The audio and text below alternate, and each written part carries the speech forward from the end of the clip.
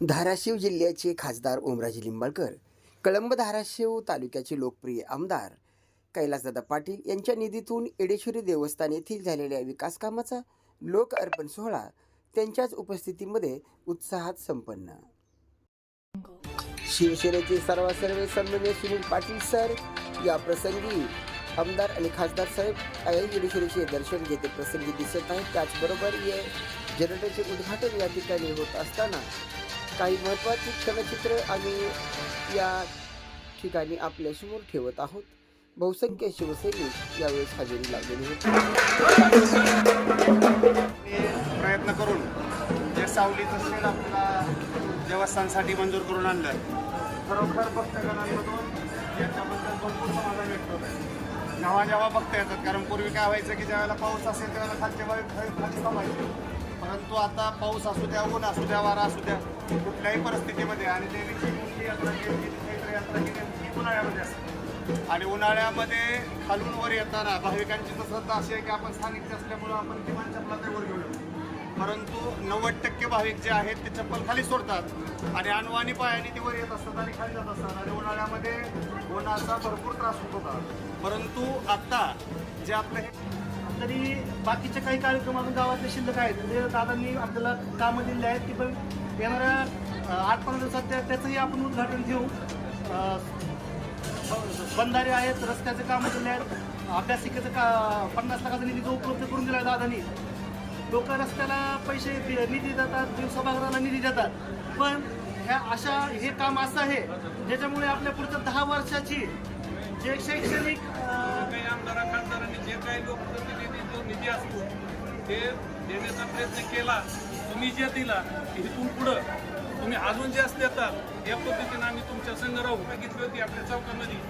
त्यास उद्धव साहेबांनी शब्द दिला होता की दुसऱ्या वेळेस मी इकडे आल्यानंतर आम्ही येडेश्वरला येईल, तर तुम्ही जिल्हा प्रमुख म्हणून आणि लोकप्रतिनिधी म्हणून, कारण का लोकप्रतिनिधींनी सांगितल्यावर, ओमदादांनी सांगितल्यावर साहेब येणारच आहे, कारण का लोकप्रतिनिधीचं साहेब ऐकतात असं आम्हाला पूर्वीपासून माहीत आहे. आज लोकार्पण सोहळा पार पडला. खरं तर आपलं समाधान एवढंच आहे की आई येडेश्वरीच्या आणि तुमच्या सगळ्यांच्या आशीर्वादानं मला आमदार म्हणून काम करायची संधी मिळाली, या भागाचा लोकप्रतिनिधी म्हणून काम करायची संधी मिळाली.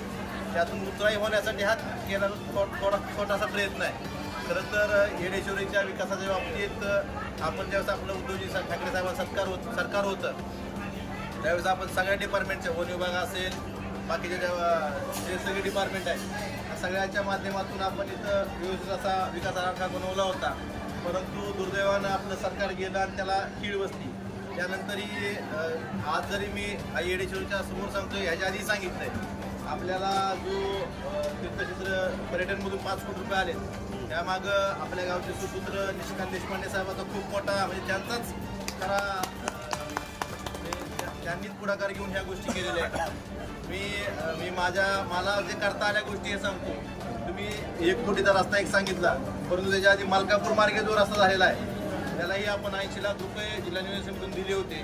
त्यानंतर हा 1 कोटी रुपयाचा रस्ता, परत आपल्याला ह्या ठिकाणी 80 लाख रुपये तुमच्या सगळ्यांना तुम्ही जी कामं सुचवली होती त्या माध्यमातून शेड असेल, जनरेटर असेल किंवा लाईट असेल त्यासाठी देता आलं. आपण R&D मधून परत निशिकांत देशपांडे साहेबांनी आपल्याला बाकीच्या रस्त्यासाठी पैसे दिलेले आहेत. आपल्या गावात जी अभ्यासिका सुचवलेली होती निशिकांत देशपांडे साहेबांनी, त्यांनी आपल्याला रस्त्यासाठी 50 लाख रुपये देतो म्हणले होते, परंतु आपल्या गावात मागे आपली चर्चा झाली होती की एक अभ्यासिका आणि आमच्या रस्ता गरजेचं आहे. त्यानुसार त्यांनी स्वतः लगेच पैसे मंजूर करून दिले. आपण एवढं सांगतो की हा फक्त आपली सुरुवात आहे. आपण म्हणतो की तुळजाभवानीला आलेला प्रत्येक भाविक या ठिकाणी येतो, पण त्या पद्धतीनं या परिसराचा विकास झालेला नाही. ते करणं गरजेचं आहे. आपण जोपर्यंत भाविकांना मूलभूत सुविधा सगळ्या उपलब्ध करून देत नाही तोपर्यंत भाविक आपल्याकडे आकर्षणाला जाणार नाही, भाविक आपल्याकडे येणार नाही. त्यासाठी भविष्य काळात आई येडेश्वरीच्या आशीर्वादानं जर संधी मिळाली तर आपल्याला जो विकासाचा बॅकलॉग करून राहिलेला आहे देवस्थानचा, आपण या भागात आपण बघतोय की वर येताना वरिष्ठ मंडळीचा किंवा जे वयस्कर मंडळी आहेत त्यांना त्रास होतो.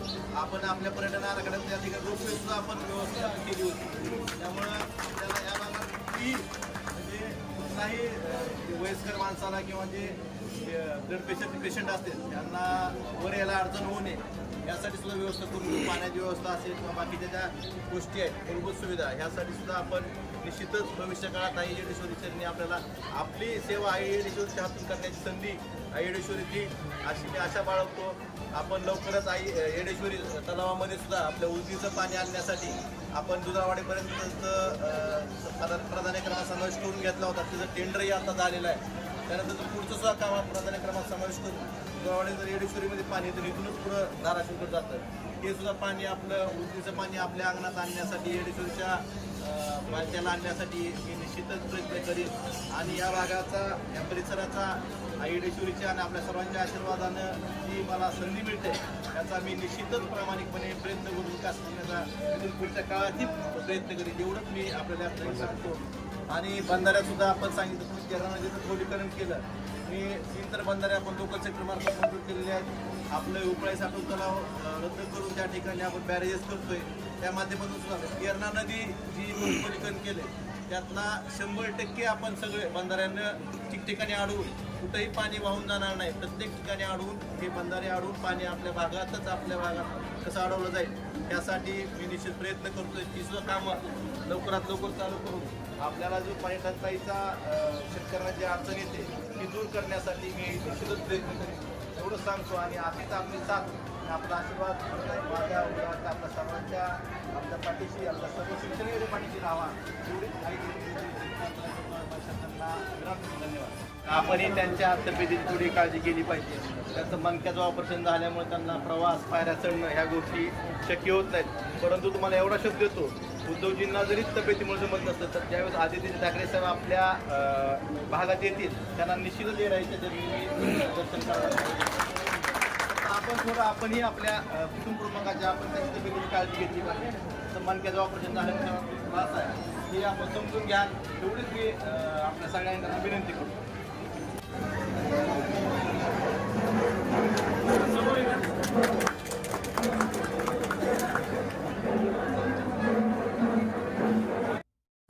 येरमड्यातील पत्रकार सुखदेव गायके यांच्या तब्येतीची विचारपूस करते प्रसंगी आमदार साहेब, संजय समाधान बारकुल, राहुल पाटील, रणजित तटे बारकुल या ठिकाणी दिसत आहे.